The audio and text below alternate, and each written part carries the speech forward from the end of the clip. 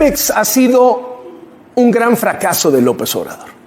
Desde que era opositor, López Obrador impulsó el discurso nacionalista de la soberanía energética. No permitiremos que se privatice el petróleo, que es de todos los mexicanos. Vamos a rescatar Pemex. Vamos a acabar con la corrupción en Pemex.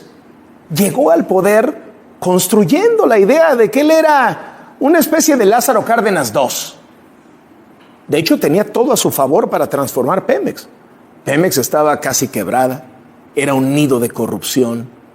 El sindicato tradicionalmente priista ya se había puesto a las órdenes de López Obrador y encima el director de Pemex en el sexenio anterior, Emilio Lozoya, estaba en el bote. ¿Qué hizo en 5 años y medio López Obrador con Pemex? Fracasar. Y a los datos me remito. 5 datos muy fáciles de entender. Primero, cuando llegó al poder López Obrador, Pemex producía 1.800.000 barriles de petróleo al día. Él dijo que iba a subirlo a 2.600.000. No lo subió. De hecho, lo bajó. Hoy se producen menos de 1.600.000 barriles diarios. Segundo dato, la cantidad de dinero que López Obrador le ha inyectado a Pemex. Entre 2019 y marzo de 2024, o sea, el mes que acaba de pasar, el gobierno federal metió 1.730.000 de pesos a Pemex. ¿Qué mal la habrán manejado? Que a pesar de que le inyectaron casi 2 billones de pesos, sigue siendo la empresa petrolera más endeudada del mundo y sigue estando al borde de la quiebra.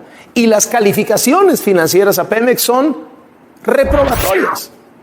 Tercer dato, López Obrador recibió Pemex con una deuda de 105.000 millones de dólares.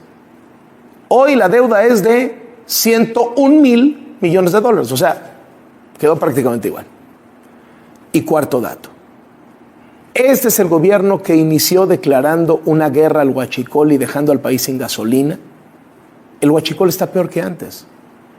En 2018, en el último año de Peña Nieto, hubo 14.894 tomas clandestinas. El año pasado, en 2023, hubo 14.890, o sea, prácticamente las mismas. Quinto y último dato.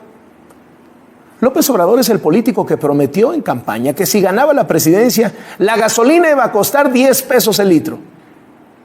Hoy cuesta 24. Datos duros, cifras oficiales, basadas en los reportes de Pemex, hechos públicos ante los mercados financieros, porque ahí no pueden mentir. En la mañanera es otra cosa. En 5 años y medio el presidente ha hecho con Pemex lo que ha querido. Paró la distribución de gasolina en el país. Puso a su amigo, un ingeniero agrónomo, como director general de Pemex. Canceló contratos, tumbó la reforma energética, tomó control del sindicato, arreglándose con los mismos corruptos del PRI y el Pemexgate. Dejó de pagar a proveedores, llevó a la quiebra a empresas privadas del sector y terminó abriendo la puerta a sus hijos para que hicieran negocios con sus amigos y sus primos en la refinería de Dos Bocas. En eso terminó el rescate a Pemex. Y esto se lo digo porque hoy en la mañanera trataron de mentirnos, salieron con los famosos otros datos. ¿Qué presumieron? Que hay más petróleo bajo la tierra, que hay más ductos, que se procesa más petróleo para hacer gasolina. E hicieron todo un maquillaje de cifras para decir que bajaron la deuda a 30.000 millones de dólares. No es cierto. Todos los analistas saben que la dejaron prácticamente igual. Y con tanto debate sobre las refinerías, etcétera, etcétera. A ver, algunas preguntas básicas. Las refinerías nos están contaminando salvajemente. ¿Vale la pena cerrarlas? ¿Qué es lo que piensas tú como experto en el sector? Mira, yo te diría, primero vamos a hablar de lo grandote y hablamos después de lo chiquito. El sistema nacional de refinación está prácticamente en un nivel bastante deplorable. Algunas mejor, algunas peor. Pero estamos perdiendo entre 8.000 a 10.000 millones de dólares cada año en el negocio de la refinación. Cada barril que sale no estamos ganando dinero, estamos perdiendo dinero. Ahora, habiendo dicho esto, algunas refinerías como Madero están peor que otras. De hecho, Madero está prácticamente quizá más allá de la salvación. Esta administración le ha puesto $350 millones prácticamente en estos 5 o 6 años de gobierno.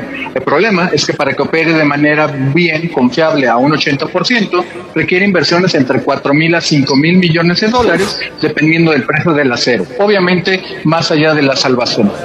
El problema, por ejemplo, entramos a lugares más complicados como ahora que se ha mencionado tanto Cadereyta.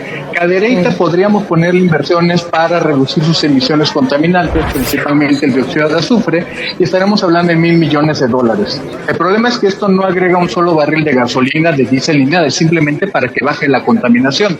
Si quisiéramos que levantara muy bien la refinería, pues estamos hablando de cerca de $3,000 millones. Obviamente aquí se tienen que hacer los números, los estudios serios. O sea, nos decías, la de Ciudad Madero, está para el perro, ¿no? Y la de Cadereyta casi para el perro. No, de hecho yo te diría que por desgracia una refinería como Tula está todavía peor, y incluso entre la segunda peor refinería pues es obviamente Minatitlán allá en Veracruz. Ahora, dado todo esto, o sea, lo que decías, por ejemplo, meterle $1,000 millones a la refinería de Cadereyta para que no contamine tanto. Pero eso no la va a volver negocio, pues porque sigue produciéndose la misma cantidad de barriles. En ese sentido, ¿no conviene más cerrarlas pensando en que el mundo avanza hacia otro tipo de energías o hacer otra cosa con ellas? O sea, ¿es buena idea cerrarlas como ha planteado Xóchitl Gálvez? Sí, fíjate qué bueno que estamos tocando ese tema, y aquí importa sobre todo el qué vamos a estar de acuerdo. Esas refinerías o se modernizan o se mueren, así de sencillo, es una respuesta muy sencilla. El problema literalmente, Carlos, está en los detalles. ¿Cómo lo vamos a hacer? ¿Cuál es el plan para deshacernos de esas refinerías? ¿Las vamos a cerrar prácticamente echándolas a la basura como si fuera fierro viejo, o las vamos a hacer justamente una parte para utilizarlas en otro lado?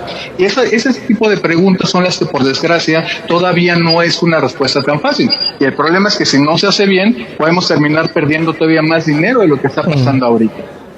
Decías, para modernizar estas refinerías hay que meterle muchísimo dinero. Muy bien, imagínate que lo haya, ¿no? Luego nos preguntamos de dónde va a salir, pero imagínate que existe ese dinero.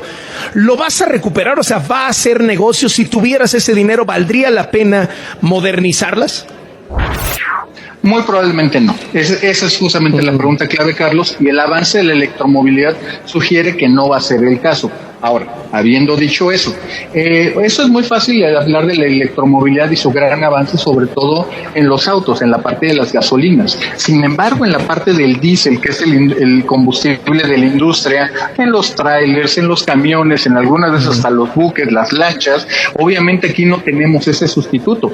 No es tan sencillo ni va a ser tan rápido poder electrificar este tipo de transporte. Y hasta que no lleguemos, o sea, ahí, todavía no está el camión Tesla de doble caja, ¿no? No, todavía estamos extremadamente lejos de todo eso. Y ahí entramos a una pregunta que incluso Xóchitl Gálvez apenas en esos días estaba hablando, de que podremos estar hablando de biocombustibles, de una modernización como si Pemex fuera una empresa de clase mundial.